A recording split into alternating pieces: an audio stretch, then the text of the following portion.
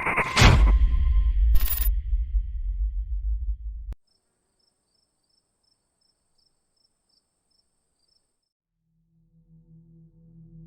विक्रम. आज मी तुम्हाला जी गोष्ट सांगणार आहे ती माझ्या आयुष्यातील सर्वात भयानक घटना आहे, जी आजही आठवली की माझी छाती धडधडते. ही गोष्ट 2015 सालची आहे. दिवाळीनंतरच्या सुट्ट्यांमध्ये आम्ही तिघे मित्र, मी, अमोल आणि संतोष, पुण्यातून आमच्या गावी अकोल्याला कारने निघणार होतो. माझी अपेक्षा होती की ऑफिसमधून सुटल्यावर रात्री 9 वाजता सगळं आवरून आम्ही लगेच निघू.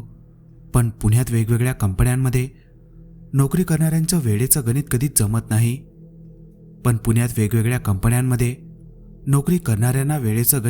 जमत नाही. रात्री 10 वाजले तरी अमोल आणि संतोष अजून तयार नव्हते.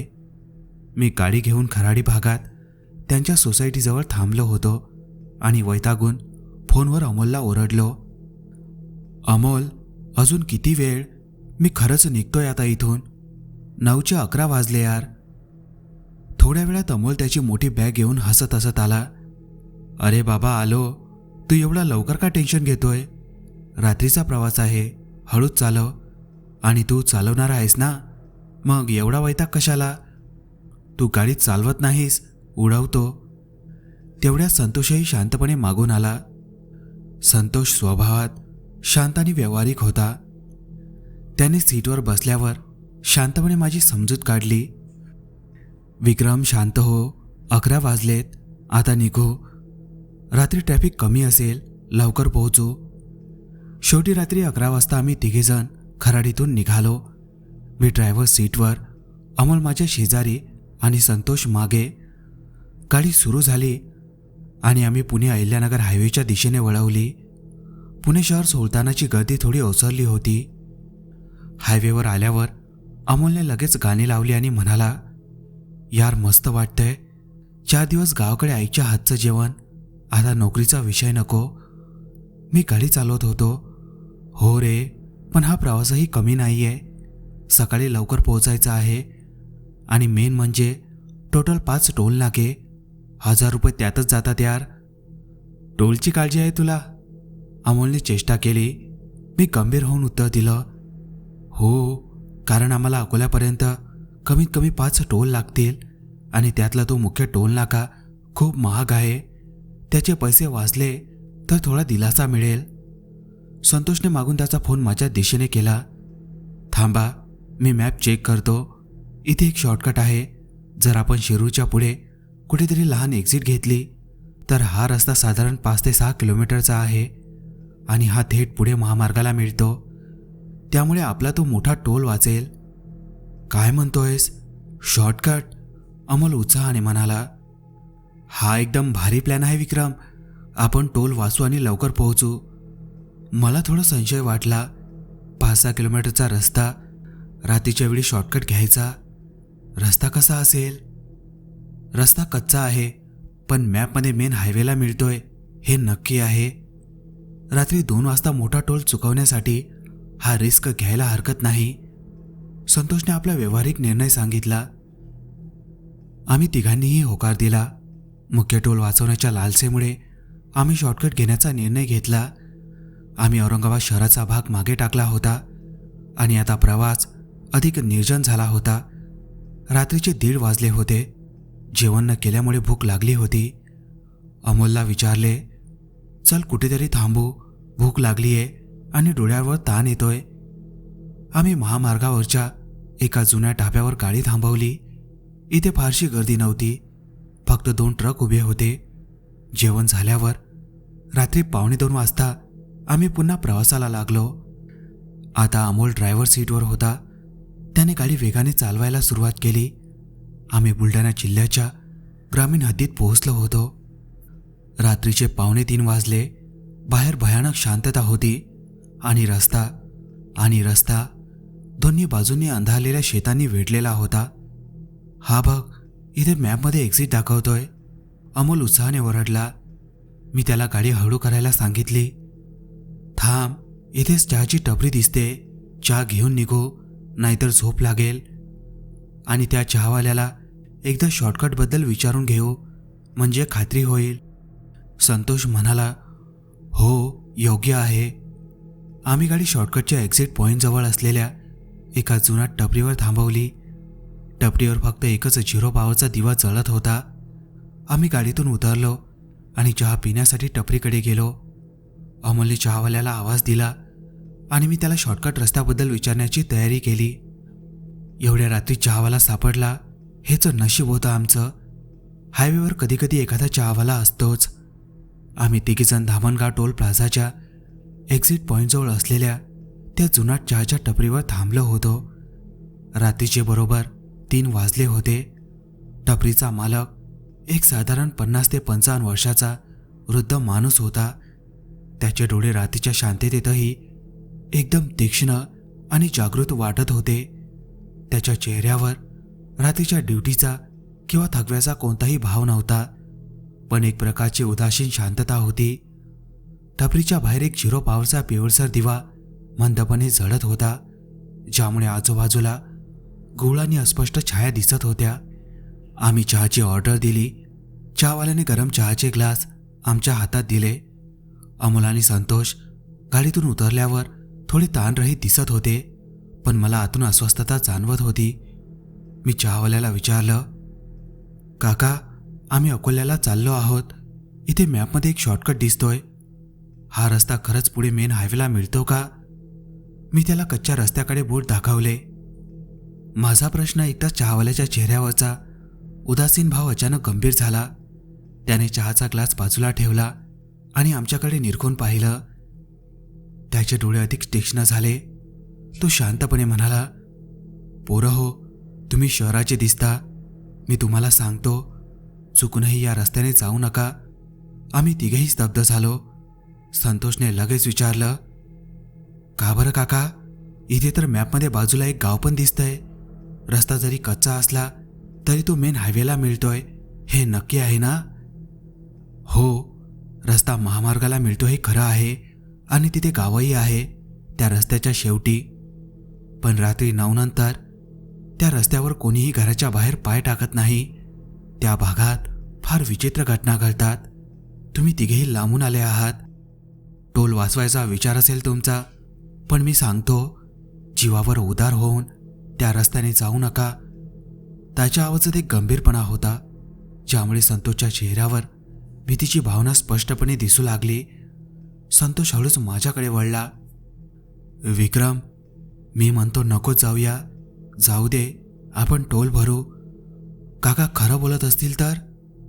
पण अमोल आणि माझा संदेहवादी स्वभाव जागा झाला. आम्ही शहरात राहून अशा गोष्टींवर विश्वास ठेवत नव्हतो. अमोल हसून म्हणाला, अरे संतोष, काय रे तू पण? काका तुम्ही सुद्धा? काय भूत आहे काय तिथं? ह्या तर नुसत्या फालतू गोष्टी असतात. चहावाल्याने आमच्याकडे शांतपणे पाहिले. त्याने कोणतीही प्रतिक्रिया दिली नाही. तो फक्त म्हणाला, मी तुम्हाला माझा अनुभव सांगितला. गावाकडच्या घटनांवर विश्वास ठेवायचा की नाही हा तुमचा प्रश्न आहे. माझा चहा घ्या आणि महामार्गाने जा. इथे काय 4-5 किलोमीटरसाठी कशाला उगाच त्रास? मी स्वतःला समजावले, रस्ता मेन हायवेला मिळतो हे तो म्हणाला आहे. बाकी काहीतरी भीतीदायक गोष्टी सांगत असेल. मी अमोलकडे बघितलं. ऐकले ना तू? रस्ता मिळतोय. मी म्हणतो जाऊया. काय फरक पडतोय? एवढ्या रात्री कोण येणार आहे? संतोष मात्र अजूनही अस्वस्थ होता.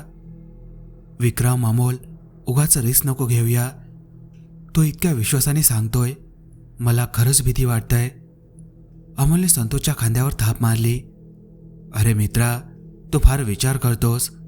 चल, मी ड्रायव्हिंग करतोय. 5 मिनिटात परत महामार्गावर असू. आम्ही चहाचे पैसे दिले. चहावाल्याने पुन्हा एकदा आमच्याकडे अर्थपूर्ण नजर टाकली आणि काही न बोलता मान खाली घातली. तो आम्हाला थांबवणार नाही हे त्याला कळून चुकलं होतं. आम्ही गाडीकडे वळालो. मला चहावाल्याचे शब्द आठवले, पोरं म्हणजे असेच असतात. पण टोल चुकवण्यासाठी लालसा आणि रात्रीच्या वेळी अशा गोष्टींवर विश्वास न ठेवण्याचा अहंकार माझ्या डोक्यात होता. अमोल ड्रायव्हर सीटवर बसला. त्यांनी शॉर्टकट रस्त्याकडे गाडी वळवली. गाडी कच्च्या रस्त्यावर जाताच आम्हाला पहिले 2 मोठे धक्के बसले. महामार्गावरची शांतता पूर्णपणे तुटून आता निर्जन आणि भयावह अंधारात प्रवेश झाला. चहावाल्याच्या टपरीवरचा तो पिवळसर दिवा आता मागे खूप दूरवर दिसत होता. आम्ही त्या कच्च्या, धुळीच्या आणि अंधाऱ्या रस्त्यावरून प्रवास सुरू केला. चहावाल्याचा गंभीर इशारा आणि संतोषचा विरोध आम्ही पूर्णपणे ऐकूनही न ऐकल्यासारखा केला होता. अमोलने गाडी शॉर्टकटच्या कच्च्या रस्त्यावर वळवली आणि आम्ही तिघेजण त्या निर्जन अंधाऱ्या वाटेवर निघालो. कच्चा रस्ता असल्याने गाडीचा वेग 15 ते 20 किलोमीटर प्रति तास इतका कमी झाला होता. रस्त्यावर मोठमोठे धक्के बसत होते. प्रत्येक धक्क्यासोबत आमच्या मनात एक प्रकारची अस्वस्थता वाढत होती. बाहेरचा अंधार इतका दाट होता की आमच्या गाडीच्या हेडलाईटची रोषणीही अपुरी वाटत होती. रस्त्याच्या दुतर्फा असलेली झाडी आणि शेती यामुळे संपूर्ण परिसर गंभीर आणि स्तब्ध होता. संतोष, तू का घाबरतोयस यार?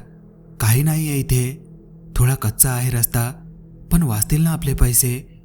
अमोलने स्वतःला समजावत गाडी चालवण्याचा प्रयत्न केला, पण संतोषचा चेहरा गाडीच्या आतल्या फिकट प्रकाशातही एकदम पांढरा पडलेला दिसत होता. तो मागून हळू आवाजात बोलला, मला काहीतरी अनैसर्गिक वाटतंय विक्रम. चहावाला उगाच नाही बोलला.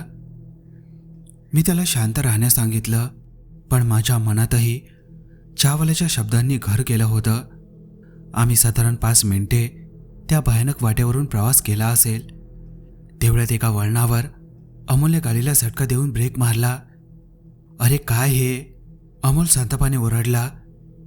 समोर आम्ही जे दृश्य पाहिलं ते आमच्या अपेक्षेपेक्षा पूर्णपणे अवास्तव आणि भयावह होतं. रस्त्याच्या मध्ये एक टोलनाका उभा होता. तो कोणताही आधुनिक टोलनाका नव्हता. तो एक जुना, पडका आणि गंजलेला ढाचा होता. टोलबूथच्या समोर लाकडाचा एक ओंडका वाट अडवण्यासाठी बांधला होता. त्याची अवस्था इतकी वाईट होती की तो कधीही खाली कोसळू शकेल. काय यार, एक टोल वाचवण्यासाठी आलो आणि हा दुसरा टोल नाका? डोक्याला हात मारला आम्ही. सरकारला खरंच कळतं, लोक शॉर्टकट घेतात म्हणून इथे पण टोल नाका लावलाय वाटतं. अमोल वैतागला. पण तो टोल बूथ इतका भंगलेला होता की तो सरकारी टोल वाटत नव्हता. बूथच्या आतून मंदसा प्रकाश येत होता, जणू तिथे कोणीतरी दारूच्या नशेत किंवा झोपेत आहे. अमोलने गाडीचा हॉर्न वाजवला जोरजोरात. शांत वातावरणात तो आवाज कर्कश वाटत होता, पण आतून कोणताही प्रतिसाद आला नाही. अमोल गाडीतून खाली उतरला. ओय, कोण आहे रे आत? दारू पिऊन पडला का? टोल घ्यायचा नाहीये का? तो संतापाने बूथच्या शटरवर जोरजोरात हात मारू लागला. अमोल, शांत, नको त्रास देऊ त्याला. मी घाबरून त्याला मागे खेचले. अमोलचा त्रागा त्याच्यावर निघत होता. तेवढे त्या लाकडी शटरच्या वरच्या भागातून एक घोडी घातलेला मनुष्य अत्यंत हळूच वर आला. त्याची मान एकदम कृत्रिम गतीमध्ये वर आली. तो माणूस आमच्याकडे बघत होता. त्याचा चेहरा बूथच्या आतल्या फिकट पिवळसर दिव्याच्या प्रकाशात स्पष्ट दिसत नव्हता, पण मला जाणवलं की त्याने चष्मा लावलाय किंवा त्याचे डोळे खोल आहेत. अमोलने खिडकीतून त्याला पैसे देण्यासाठी हात पुढे केला. किती पैसे झाले? लवकर घे, आम्हाला निघायचंय. जसा अमोलने हात पुढे केला तसा तो माणूस पुढे सरकला. त्याच्या चेहऱ्यावरचे तपशील आता आम्हाला जवळून दिसले. आम्ही तिघेही जागेवरच गोठलो. तो माणूस नव्हता, किंवा आम्ही ज्याला दारू पिऊन असलेला कर्मचारी समजत होतो तो तसा नव्हता. त्याच्या चेहऱ्यावर त्वचा होती, पण ती शिथिल आणि अनैसर्गिक होती. त्याच्या चेहऱ्यावर नाक नव्हतं, कान नव्हतं. जिथे नाक आणि कान असावेत तिथे फक्त कापलेली कातडी दिसत होती.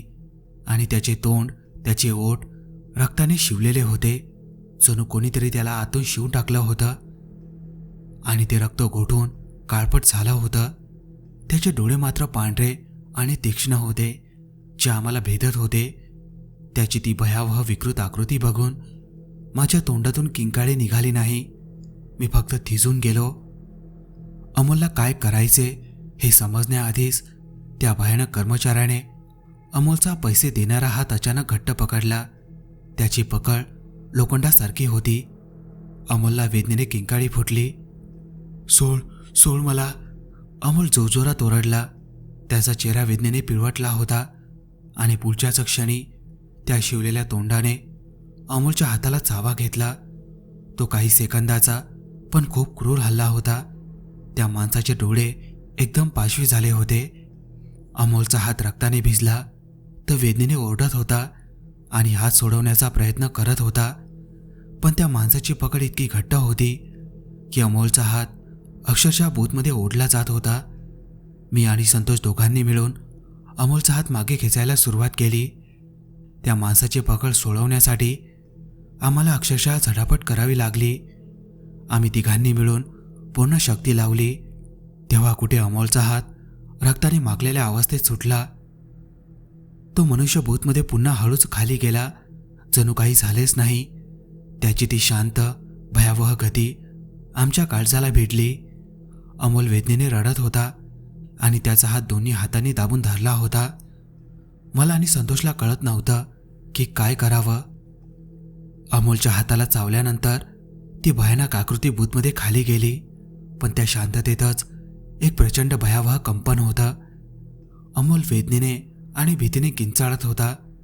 त्याचा हात रक्ताने माखलेला होता. त्याच्या चेहऱ्यावरचे भाव पाहून मला कळून चुकलं की आम्ही ज्याला पांढरट गोष्ट म्हणून हिणवत होतो ती वास्तविक आणि जीवघेणी होती. मी कोणताही विचार न करता गाडी रिव्हर्समध्ये घेतली. अमोल अजूनही रडत होता आणि संतोष पूर्णपणे स्तब्ध झाला होता. मी गाडी वेगाने मागे घेतली. कच्च्या रस्त्यावर गाडीचे प्रचंड धक्के बसत होते, पण मला त्याची पर्वा नव्हती. फक्त जीव वाचून तिथून पळायचं होतं. विक्रम, बघून चालव, संतोषने धापा टाकत ओरडून सांगितलं. मी रिव्हर्स गिअरमध्येच ती 5-6 किलोमीटरची कच्ची वाट वेगाने पार केली. मागच्या काचीतून मी सतत टोलनाक्याकडे बघत होतो. तो ढाचा अंधारात स्थिर उभा होता, पण त्याची अदृश्य उपस्थिती आम्हाला जाणवत होती. आम्ही जीव वाचून पुन्हा महामार्गावर आलो. मी लगेच गाडीला यू-टर्न घेऊन उलट्या दिशेने धाव घेतली. धापा टाकत थरथरत्या हातांनी मी गाडी पुन्हा त्याच चहावाल्याच्या टपरीजवळ थांबवली. सकाळ होण्यासाठी अजून खूप वेळ होता. आम्ही तिघेही गाडीतून खाली उतरलो. आमची अवस्था दयनीय होती. अमोलचा हात दाबून धरलेला होता आणि त्याच्या चेहऱ्यावरचा घाम आणि अश्रू एकत्र झाले होते. टपरीचा मालक, तो वृद्ध चहावाला, अजूनही तिथेच होता. त्याने आम्हाला पाहताच त्याच्या चेहऱ्यावर आश्चर्याचा किंवा भीतीचा कोणताही भाव नव्हता. तो शांतपणे म्हणाला, मी तुम्हाला बोललो होतो ना पोरं हो. त्याच्या या शांत प्रतिक्रियेने आम्हाला जास्त धक्का बसला. जणू त्याला हे सगळं घडणार याची खात्रीच होती. आम्ही धावत अमोलच्या हाताची तपासणी केली. अमोलच्या हातावर चावल्याचे खोलवर निशाण होते. ती जखम ताजी असूनही त्या भोवतीचे रक्त गोठल्यासारखे दिसत होते. ती मानवी चावण्याची जखम नव्हती, ती खूप क्रूर होती. चहावाल्याने लगेच आम्हाला एका बाजूला बसवलं. त्याने त्याच्या टपरीतील एक जुना मलम काढला आणि अमोलच्या हातावर लावला. ही जखम माणसाने केलेली नाहीये, पण घाबरू नका, सकाळी लवकर दवाखान्यात जा, तो शांतपणे बोलला. मग संतोषने त्याला विचारलं, काका, तो टोलनाका, तो माणूस कोण आहे आणि तो टोलनाका तिथे का आहे? तो तर पळका आहे. चहावाल्याने गरम चहाचे 3 ग्लास आमच्यासमोर ठेवले. तो आता बोलायला तयार होता. ती घटना फार वर्षापूर्वीची आहे. तेव्हा लोक हा शॉर्टकट रस्ता वापरायचे टोल वाचवण्यासाठी. गावातील काही टपोरी मुलं एकत्र आले. त्यांनी विचार केला की इथे लोखंडाचा आणि लाकडाचा टोलनाका बनवायचा आणि रात्री येणाऱ्या लोकांना लुबाडायचं. त्यांनी बरेच पैसे वसूल केले, पण एकदा त्यांचा कोणाशी तरी मोठा वाद झाला. चहावाल्याने एक दीर्घ श्वास घेतला. त्या टोळीतील एका मुलाला तिथेच मारून टाकलं. त्याला फार अमानवीय पद्धतीने मारलं होतं. बाकीचे पळून गेले. तेव्हापासून तो टोलनाका तिथे तसाच गंजलेला उभा आहे. तो पाडण्याचा प्रयत्न केला, पण तो पडत नाही. रात्रीच्या वेळी त्या मुलाचा आत्मा तिथे असतो. रात्री 9 नंतर त्या रस्त्याने कोणीही जात नाही. हे ऐकून आमच्या अंगावर सरकन काटा उभा राहिला. टोल वाचवण्याच्या लालसेमुळे आम्ही किती मोठी चूक केली होती याची जाणीव झाली. चहावाल्याच्या शब्दांवर विश्वास न ठेवण्याचा अहंकार आम्हाला इतका महागात पडला होता. सकाळ होईपर्यंत आम्ही त्या टपरीवरच थांबलो. अकोल्याला गावी जाणं शक्य नव्हतं.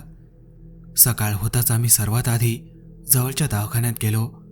अमोलच्या हातावरच्या जखमेवर उपचार झाले, पण डॉक्टरांनाही ती जखम अनोळखी आणि विचित्र वाटली. आजही अमोलच्या हातावर त्या भयानक चाव्याचे निशाण आहे. ती घटना किती खरी होती आणि किती भास होता हे आम्हाला आजही समजत नाही. पण त्या रात्री धामणगाव जवळच्या त्या सुनसार टोल नाक्याने आम्हाला आयुष्यातील सर्वात मोठा आणि भयानक धडा शिकवला होता. आम्ही तिघांनीही त्यानंतर कधीही रात्रीच्या वेळी कोणताही शॉर्टकट घेण्याचे धाडस केले नाही.